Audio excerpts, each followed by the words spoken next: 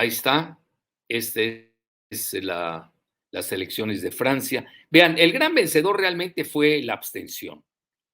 Ya los franceses ya no quieren saber de esas, su entrecomillada democracia, se abstuvo. Y realmente, si alguien pregunta, ganó la abstención y pone en tela de juicio la legitimidad de cualquier gobernante en Francia. La siguiente, y la legitimidad de ese modelo democrático. Es decir, ya la democracia está sufriendo embates muy fuertes porque ya quedó rebasada por la realidad tecnológica. Tenemos que pensar en una nueva democracia que involucre a los ciudadanos. Y hoy ya no es una democracia. Entonces sí hay que repensar muy bien este sistema ya caduco de democracia. Tenemos que entrar a la democracia del siglo XXI, donde la participación ciudadana es muy importante, porque el tiempo nos rebasa. Por eso yo les decía, hoy la democracia, imagínense, diario está la gente ahí con los tracking polls, todo el mundo está con sus redes sociales, ya entraron de lleno a esta participación ciudadana, que ya es cotidiana, ya no es de 7 años o de 5 solamente, ya es cotidiana y es por temas. Yo dejaría de lado la ideología, porque tampoco podemos comprar en paquete todo lo que dice la izquierda o todo lo que dice la derecha.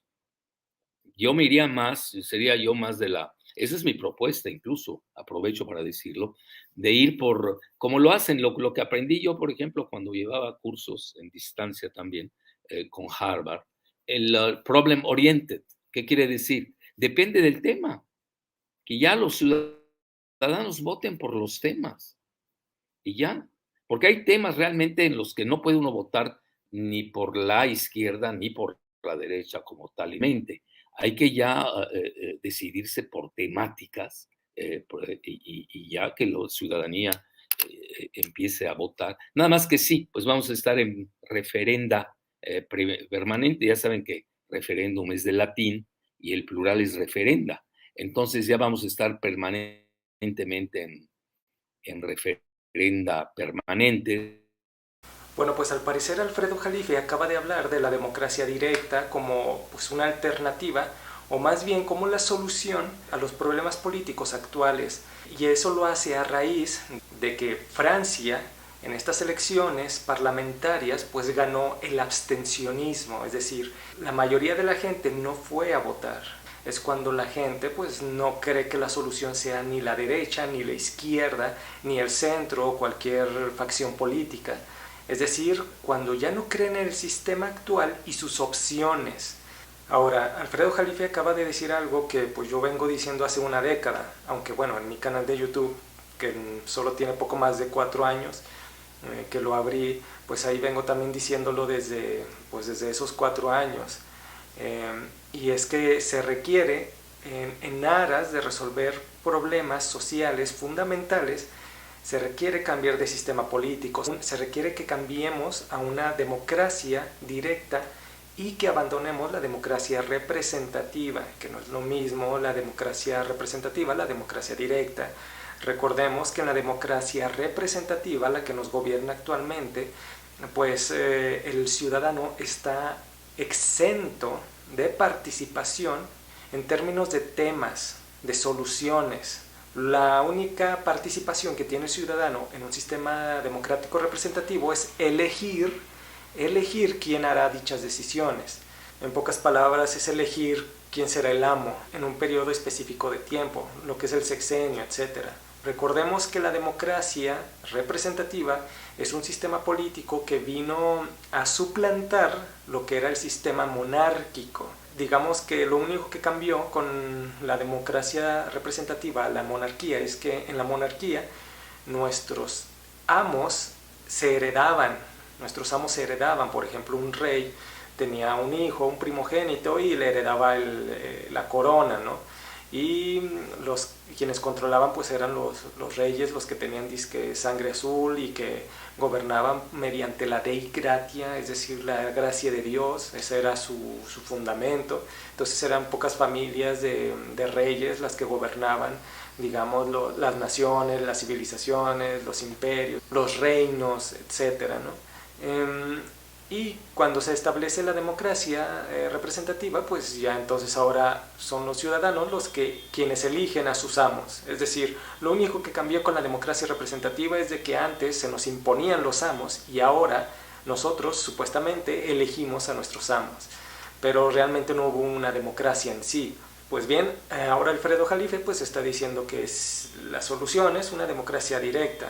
Y se me hace curioso que, por ejemplo, te cuento una anécdota, se me hace curioso que Alfredo Jalife una vez en un grupo de gente, de críticos y analistas políticos, lo metieron a un grupo y a mí también, a un grupo de Facebook, y rápido cuando yo me di cuenta que habían metido a Alfredo Jalife, comencé a hablar, a mandar mensajes de que es necesario establecer una democracia directa utilizando las tecnologías de la información para tal fin.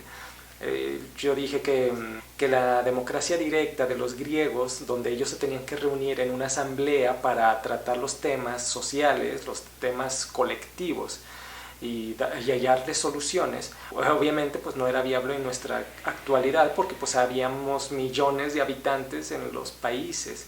En las ciudades pues hay ciudades que tienen también millones de habitantes, pues es imposible que todos se reúnan para tratar cuestiones de la sociedad y mucho menos que todos tomen la palabra, ¿no? Porque pues es imposible. Pues ahora, como dice el dicho, si Mahoma no va a la montaña va a Mahoma. Entonces nosotros tenemos que llevarle la asamblea a cada uno de los ciudadanos individualmente. Esa asamblea pues sería la tecnología. Y ahora sí tenemos tecnología suficiente para que cada ciudadano pueda votar por cuáles proyectos son los que él considera prioritarios en su sociedad, en su municipio, en su región, en su estado y en su nación, en su país. Eso ya lo pueden hacer los ciudadanos por medio de la tecnología. Los ciudadanos también ya pueden votar por propuestas legislativas, reformas, cambios constitucionales y votar a favor o en contra de algún cambio constitucional. Entonces recuerdo que yo me explayé porque pues vi que estaba Alfredo Jalife en el grupo, entonces me explayé hablando de una democracia directa, de que deberíamos de hacerlo por medio de las tecnologías de la información. En otros tiempos en la historia no se podía, digamos porque no tenemos la tecnología actual para ahora sí pues tener un método para realizar dicha democracia directa. Pues recuerdo que luego él se salió del grupo, pero bueno, en fin, o sea, uno también hace su intento de dar la noticia, de dar la información. Y bueno, el que Alfredo Jalife pues esté hablando sobre de que pues hace falta una democracia directa como una solución, pues es muy bueno que alguien de renombre lo esté ya empezando a promover. Y no solo eso, también se me resulta muy maravilloso que países como Francia, sobre todo Francia, en Francia haya ganado el abstencionismo. Recordemos que Francia no es cualquier país. Francia en términos políticos es el pionero, no por nada la Revolución Francesa que cambió la historia de la humanidad en términos políticos. Francia, así como Estados Unidos y China son los pioneros en la tecnología, o Estados Unidos y Rusia son pioneros en la tecnología militar, pues Francia es pionero y está adelantado yo creo que más que la mayoría de los países en términos de la ciencia política. Entonces el que Francia esté con la abstención es un gran simbolismo, porque está diciendo que la solución de los problemas políticos, sociales, económicos no lo da ni la derecha, ni la izquierda, ni el centro, cualquiera de estas facciones políticas del sistema representativo. Es decir, las opciones que te da el sistema representativo, el francés acaba de decir, pues ninguna me sirve. Tu sistema representativo ya no me sirves, ya estás obsoleto. Entonces habría que buscar otro sistema político. Si el sistema político de la democracia representativa pues ya no está solucionando, ya no está siendo votado, ya no tiene credibilidad por parte de una población, en este caso los franceses, pues es necesario pues cambiar de sistema político. Que en lo personal, y pues Alfredo Jalife también ya lo dio a conocer, pues es la democracia directa. También tengamos en cuenta que Francia, al estar muy adelantado en términos políticos, por ejemplo, a Francia está adelantado en décadas en términos políticos a lo que es Latinoamérica. Latinoamérica apenas está otra vez endulzándose con el tema de la izquierda. La izquierda en Latinoamérica está ganando en casi todos los países. Por ejemplo, México, pues ya sabemos que aquí la izquierda, pues muchos ciudadanos están embelesados con la izquierda. Ya sabemos que la derecha pues fue un total fracaso y un total perjuicio para nuestra sociedad y nuestros países latinoamericanos. Y pues apenas los latinoamericanos pues están en el aprendizaje, donde han desechado a la derecha, y ahora pues están embelesados con la izquierda, pero poco a poco pues también será el inevitable aprendizaje de que la izquierda también va a hacer lo mismo, porque de hecho lo es. No por nada, en México, por ejemplo, la extrema izquierda y la extrema derecha pues hicieron alianzas para poder sobrevivir, para poder competir en las elecciones. En México no importa si son de extrema derecha o de extrema izquierda, si para sobrevivir necesitan que juntarse, lo van a hacer, porque es la misma clase política. Y el PRI, por ejemplo, que siempre gobernó en México, pues ahora solo se cambió de nombre y se llama Morena. Es decir, es lo mismo. Entonces, derecha o izquierda, pues al final es la clase política que gobierna, y pues no hay diferencia alguna, o no una diferencia sustancial. Y eso ya lo saben los franceses. Los franceses ya saben todo esto que Latinoamérica apenas está aprendiendo. Entonces Latinoamérica está digamos, en la fase de desarrollo intelectual, político, donde ya han desechado a la derecha, pero apenas están en el aprendizaje de comenzar a ver que la izquierda pues también les va a fallar. Entonces Francia ya está en el abstencionismo, en el proceso de desechar este sistema político llamado democracia representativa. Entonces me alegra mucho que en Francia haya ganado el abstencionismo y que como Alfredo Jalife pues da la opción de la democracia directa. Y yo en lo personal te lo digo, también por una cuestión de seguridad mundial, porque está habiendo guerras como la de Ucrania que pueden escalar en términos de guerra nuclear. Puede ser, entonces, porque pues por un lado está una potencia nuclear y por el otro está otra. Entonces ya es necesario que haya un cambio de sistema político donde no solo un gremio de una clase política pues sean los que decidan el destino de la humanidad, no solo ya el destino de sus países, porque pues eso es lo que hace la clase política. Son ellos los que determinan, eligen el destino de sus países, y son los que eligen las cuestiones fundamentales de su sociedad. Pero aquellos países que tienen armas nucleares pues son los que determinan el destino de toda la humanidad. Eso ya no puede estar en manos de unos cuantos sujetos que por su escrutinio o por su propio discernimiento pues son los que podrían crear una guerra nuclear, ¿no? Entonces, la democracia representativa, la que se fundamenta o se justifica de que unos cuantos sujetos pues son los que representan las opiniones de millones de personas, pues eso ya es absurdo, ya no se justifica. De hecho, el sistema representativo siempre fue un absurdo, un sinsentido, algo ilógico, porque nadie puede representar la opinión de millones, porque millones de personas tienen diferentes opiniones. Entonces no se pueden, es imposible unificarlas en un solo individuo o en unos cuantos individuos. Por tanto, hablar de democracia representativa implica que esa persona que representa a los demás va a elegir las cuestiones fundamentales de la sociedad, y todos los demás, los ciudadanos, pues no van a tener ninguna participación en dichas cuestiones sociales. Y ya todos sabemos que los políticos pues no representan a la ciudadanía, por lo general representan sus propios bolsillos, sus propios intereses, y pues también representan intereses de empresas que pues obviamente también solo buscan sus intereses monetarios, ¿no? Ya vemos que tanto en Estados Unidos, donde nos hemos dado cuenta que los candidatos reciben millones de dólares, por ejemplo, del lobby de las armas, y pues ellos siempre hacen políticas a favor de la venta de armas. del fácil acceso de la venta de armas, para que esto le represente ganancias al lobby armamentista. También no olvidemos que en Latinoamérica pues los políticos siempre han gobernado en función de los intereses de empresas. Ya todos sabemos la historia de Latinoamérica, entonces obviamente el sistema representativo solo ha representado los propios intereses de aquellos que supuestamente representan al colectivo, ¿no? Ellos representan sus propios intereses, no los intereses de la ciudadanía. Pues, ¿cómo vas a saber cuáles son los intereses de la ciudadanía si tú vives de manera cómoda, lujosa, con un salario millonario? No vas a saber cuáles son las verdaderas necesidades de la ciudadanía. Los más conscientes de las problemáticas, pues obviamente son aquellos que sufren dichas problemáticas, es decir, la ciudadanía.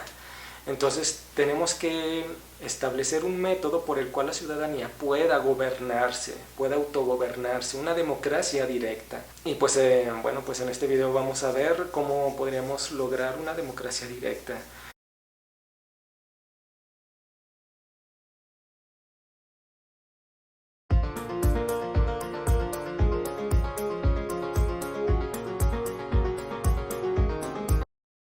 Bueno, entonces imaginemos que tenemos una aplicación donde donde los ciudadanos puedan votar, que permita la democracia directa, ¿no? Bueno, en esta aplicación tiene que haber dos funciones principales. Una de esas funciones tiene que ser algo que se llame proyectos administrativos, puede ser de otro nombre, no sé, pero bueno. Aquí le vamos a poner proyectos administrativos, y la otra función va a ser la de votar por propuestas legislativas. Entonces ese va a ser el primer paso.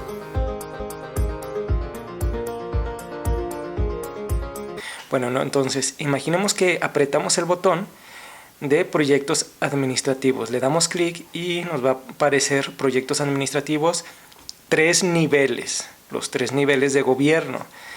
Bueno, no sé cómo estén divididos los otros países, pero aquí en México pues están divididos los 3 niveles de gobierno por federal, estatal y municipal, ¿no?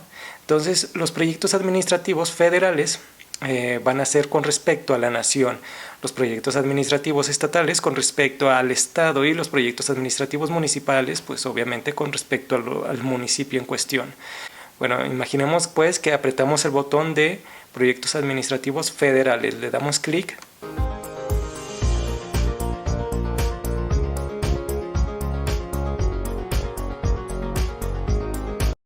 Y al darle clic, pues lo primero que va a aparecer van a ser los temas. Obviamente, bueno, aquí nomás puse 6, pero obviamente pues van a ser muchos temas, los temas de las prioridades o las necesidades de la nación, de la federación, del país. Por ejemplo, aquí puse temas de seguridad, salud, educación. Por cierto, no puse los acentos. Ahí me disculpan por los acentos y esas faltas de ortografía que en esta aplicación de Pongton, pues no le pude poner acentos, en fin. Bueno, entonces aquí puse educación, agricultura, infraestructura, ciencia y tecnología. Por supuesto que debería de haber otros más temas. Por ejemplo, no sé, pesca y ganadería, arte y cultura. Podría ser la otra también, no sé, minería. O sea, muchos temas pueden haber, ¿no? Entonces yo aquí puse 6, que fueron los que se me ocurrieron, pero no, lo cierto es que tienen que haber como 15, 20, qué sé yo, ya depende de cada país, en fin. Entonces imaginemos que yo digo, bueno, en mi país yo creo que lo que hace más falta, pues no sé, es la infraestructura. Bueno, yo como votante voy a decir, bueno, a mí lo que más me importan son los temas de infraestructura. Entonces le voy a dar clic en infraestructura para ver qué proyectos de infraestructura hay. Obviamente si le doy clic en proyectos de seguridad o en salud o en educación, pues van a ver una serie de proyectos que sean referentes a ese tema, al tema que yo le hago clic, al tema que yo elijo. En este caso, pues yo digo, bueno, pues yo creo que en mi país voy a ver cuáles son los proyectos de infraestructura para ver por cuál voto.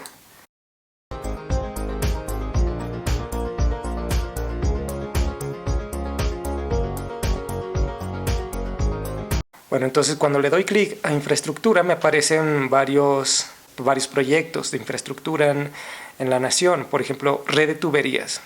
Supongamos que red de tuberías es no sé, construir una red de tuberías emisoras de agua de los estados del sur de México que se inundan, pues captar esa agua y mandárselas, digamos, no sé, al norte, a los estados del norte, porque pues aquí, mientras en el sur se inundan, en el norte pues les hace falta el agua, ¿no?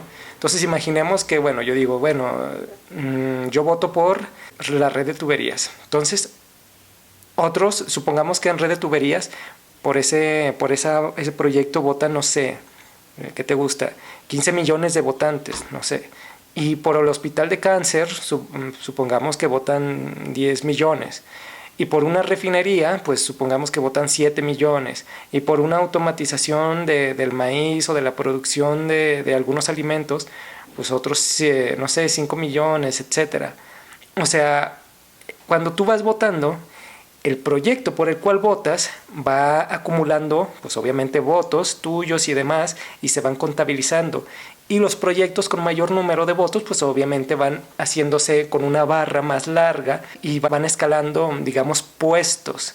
El puesto número 1, que va a decir, supongamos, la red de tuberías. Entonces el número 2, el hospital de cáncer, especializado en cáncer, etcétera, etcétera. O sea, los proyectos van adoptando, digamos, prioridad.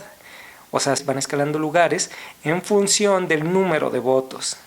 Entonces, mientras más votos tenga un proyecto, pues más prioritario debe de ser el materializarlo, el emplearlo, el hacerlo realidad. Entonces, aquí los ciudadanos estarían ya viendo cuáles son los proyectos más prioritarios de su sociedad en todos los temas. Obviamente también todos los temas, los que más recauden votos, pues obviamente van a ser los temas que también van a ser los primeros en la aplicación al aparecer, ¿no?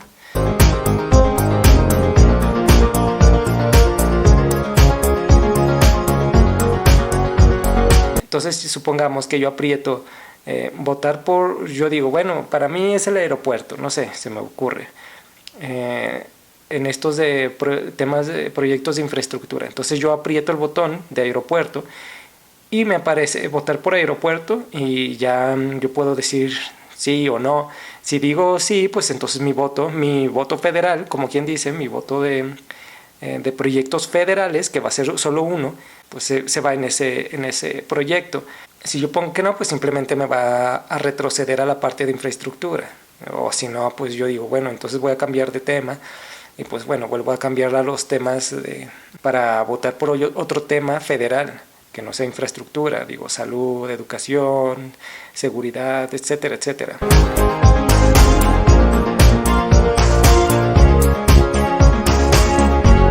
Bueno, entonces imaginemos que ya voté por disque el aeropuerto, ¿no? Y pues bueno, la aplicación ahora me va a pedir proyectos estatales.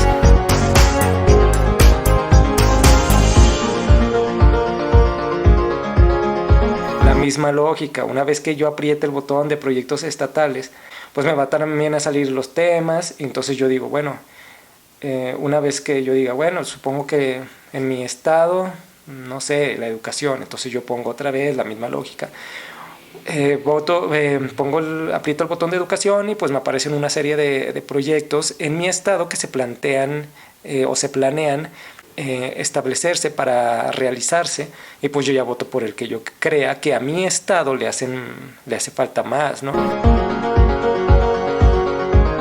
Lo mismo, un voto en temas federales, un voto por temas estatales y un voto, otra vez me regreso, una vez que voto por temas, por algún proyecto estatal, entonces ahora va a ser municipal, entonces lo mismo, aprieto el botón en proyectos administrativos municipales y me va a salir otra vez la serie de temas, de diferentes temas que hay en mi municipio. Yo digo, bueno, supongo que en mi municipio yo creo que lo que más hace falta, no sé, pues es la seguridad.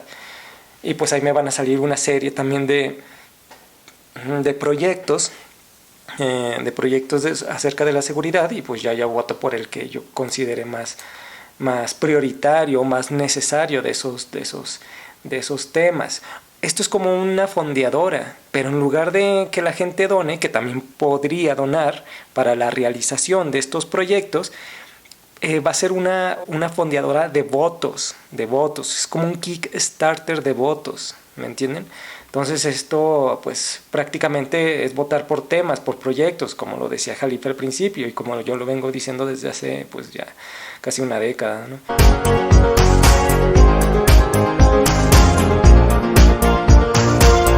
Entonces, bueno, supongamos que ya votamos por los proyectos administrativos. Entonces ahora nos vamos por propuestas legislativas.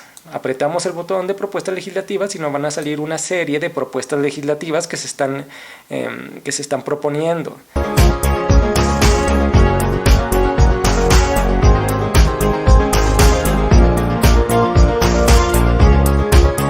Aquí sí va a haber un voto por cada tema. La gente puede votar por cada tema. No es como en el otro, en los de proyectos administrativos, donde la gente solo tiene, digamos, un voto por cada uno de los proyectos. Uno por un proyecto estatal, otro por un proyecto federal y otro por un proyecto municipal. O sea, 3 votos, pues, pero uno en cada nivel de gobierno. Bueno, y aquí, pues, si hay 20 propuestas legislativas, pues la gente puede votar por esas 20 propuestas legislativas.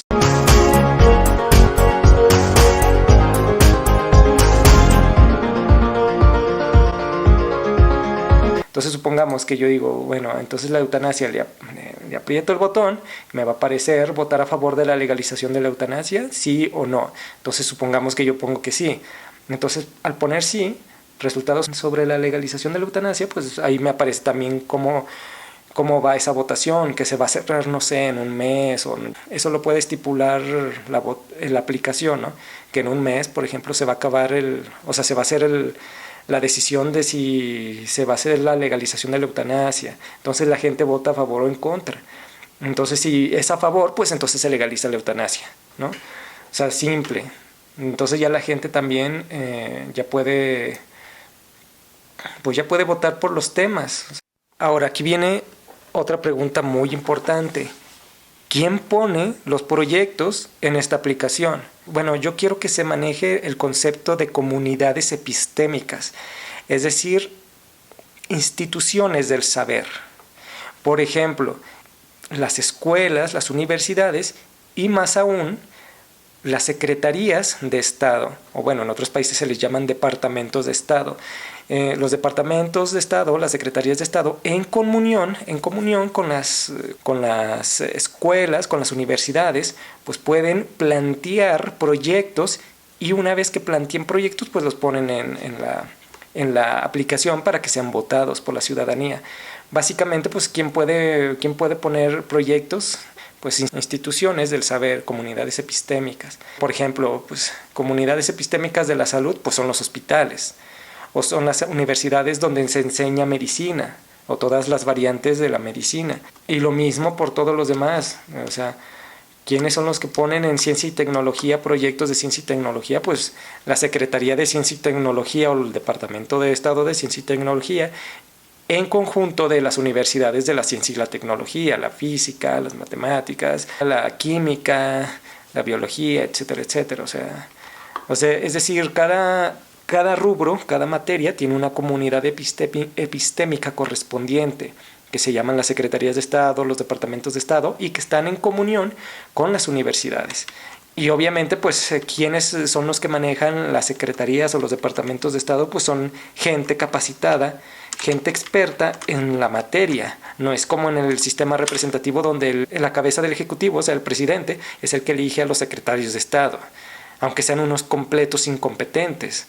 Y las universidades, como van a estar muy vinculadas con los departamentos o las secretarías de Estado, pues los alumnos más capacitados, los egresados, pues ya deberían de tener, como quien dice, un lugar asegurado pues en los departamentos o en las secretarías de Estado.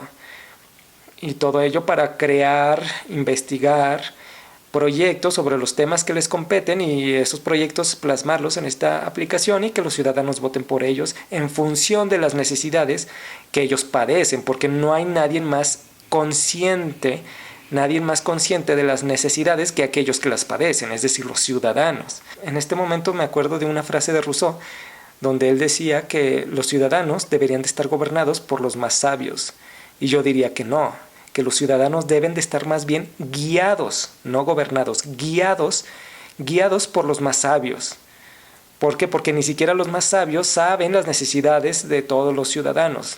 Cada ciudadano tiene diferentes necesidades, cada municipio tiene diferentes necesidades, cada estado tiene diferentes necesidades. Entonces, con base en ello, pues los más conscientes son los ciudadanos. Y entonces en una democracia se le debe de dar participación también a los más conscientes, porque obviamente, ¿de qué se trata un gobierno? Pues de resolver las necesidades y los problemas de los ciudadanos. Esa es la finalidad, esa es la meta de todo gobierno. Por lo tanto, sí o sí se les tiene que dar voz y voto a los ciudadanos, que son la meta, son la finalidad, resolver los problemas de ellos. Pues ellos son los más conscientes, entonces son los que deben de votar. Ahora sí, los que sacan las propuestas, las investigaciones y los proyectos para resolver esas necesidades, pues obviamente son los más capacitados, que en este caso pues son las comunidades epistémicas, los departamentos de Estado, las secretarías, las universidades. También pueden ser las empresas públicas y privadas, por supuesto, las empresas públicas y privadas también pueden poner proyectos para que sean votados por los ciudadanos, como una suerte de contratos o una suerte de convenios. Bueno, entonces básicamente pues esto sería la forma en la cual crearíamos una democracia directa.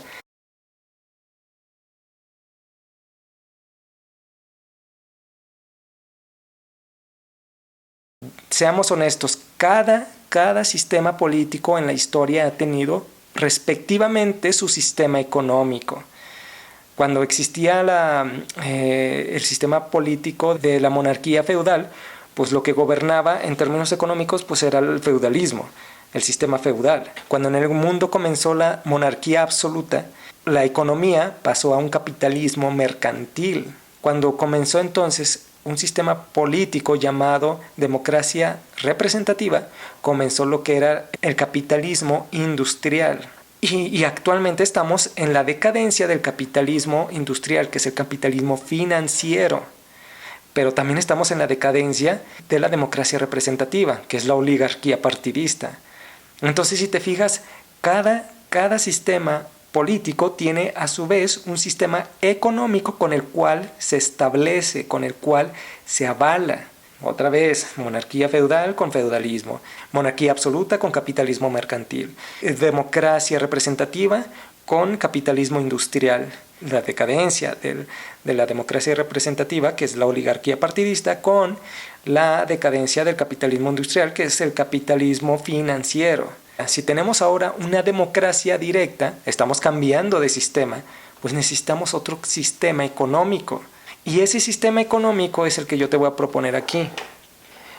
Aquí viene la cuestión de si la ciudadanía vota por proyectos, por ejemplo, un proyecto como el de automatizar los alimentos, como el maíz, pues va a costar ese proyecto millones, miles de millones de pesos, ¿no? Pues entonces se va a emitir el dinero suficiente para crear dicho proyecto. O sea, el Banco Central, como quien dice, va a emitir el dinero suficiente para que esto se haga realidad. Entonces tú dirías, bueno, si es así con los proyectos, pues entonces va a haber una hiperinflación, porque imagínate, proyectos tan inconmensurables en términos de su financiamiento, pues van a necesitar demasiada emisión de dinero. Sí, pero antes la emisión de dinero estaba en función tanto de la flexibilización cuantitativa del Banco Central como de los bancos privados y su reserva fraccionaria. Es decir, ellos eran los que creaban en mayor medida la hiperinflación, porque tú ya sabes lo que es. No me voy a poner en este video a hablar sobre la flexibilización cuantitativa y la reserva fraccionaria. O sea, tú sabes que al final de cuentas lo único que hacen esos métodos económicos de esos bancos es crear y emitir dinero en masa, casi de manera inagotable, y que no está, digamos, en respaldo con la producción real de la economía real. Eso es lo que crea la inflación, la emisión de dinero que no tiene correspondencia con la producción. Bueno, aquí lo que vamos a hacer es Al contrario, nosotros vamos a emitir dinero, ya no van a ser los bancos. En este sistema se acaba de que los bancos sean los bancos comerciales, que sean los que emitan el dinero. Ellos ya no lo van a crear. Quienes van a crear el dinero van a ser los proyectos cuya función es resolver las prioridades de la ciudadanía. Es decir, la economía ya está sujeta a la resolución de las problemáticas de los ciudadanos. El dinero se va a crear con respecto a las necesidades de los ciudadanos y la producción de aquellas soluciones, de aquellos proyectos que pues, busquen solucionar dichos problemas. O sea, el dinero se va a emitir en función de los votos ciudadanos y cuáles son los proyectos prioritarios de la ciudadanía. Ahí se va a emitir el dinero para resolver los problemas de la ciudadanía, no ya del discernimiento de los bancos. Y pues tú ya sabes que los bancos son una élite. Entonces se acaba la élite de los bancos y se acaba también la élite de la clase política. Porque aquí ya hablamos de una democracia directa tecnológica, usando una aplicación como la que te mostré, y también la emisión de dinero en función de los proyectos necesarios para que la ciudadanía resuelva los más grandes problemas que sufran, ¿no? Los más grandes problemas que tengan. Y bueno, supongamos, este sistema también va a tener una fórmula que va a intentar paliar la inflación, la hiperinflación, porque vamos a suponer que vamos a crear una automatización de la producción del maíz, supongamos, aquí en México. Imaginemos que lo logramos. Una producción automática va a causar que el maíz sea demasiado barato, o casi gratis, o gratis. Entonces imaginemos, la gente ya no va a necesitar dinero para gastar en maíz, ¿me entiendes? Porque ya es gratis, o bueno, casi gratis. La alimentación va a ser tan barata que pues no se necesita dinero para gastar en alimentos, porque ya son producidos automáticamente. Supongamos, es una especulación. Pues entonces el dinero cada vez va a ser menos necesario, al menos en aquellos temas cuyas soluciones sean cada vez más definitivas. Si este sistema político de democracia directa propone proyectos cuyas soluciones sean cada vez más definitivas en cuestiones temporales, que resuelven problemas de manera prolongada, pues el dinero cada vez va a ser menos necesario para estos temas. Entonces ahí se resuelve la hiperinflación, porque en algunas cuestiones ya no vas a necesitar dinero, ya no va a ser necesario imprimir tanto dinero, puesto que ciertas necesidades ya van a estar resueltas cada vez de manera más prolongada. Entonces digamos que a mayor automatización, menor inflación. A mayor automatización, menor necesidad de dinero.